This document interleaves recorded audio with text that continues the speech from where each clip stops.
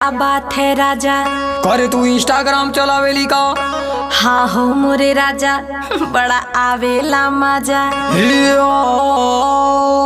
कमीनी, तू ये सब छोड़ दे। ऐसे कैसे मैं इंस्टाग्राम छोड़ दूं राजा? अभी टाइम है जाने मन, तू होश में आ जा। इसमें क्या है बुराई, आप ही बताओ ना। देखो पूरे गांव में मेरी नाक तुम कटावो ना।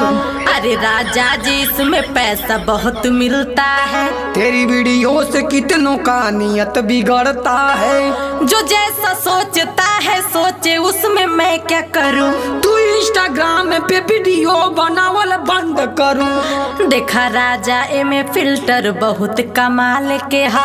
हाई वीडियो तो सारे टिल्ठुआ के माल कहो। मान जाए राजा, हमके वीडियो तू बना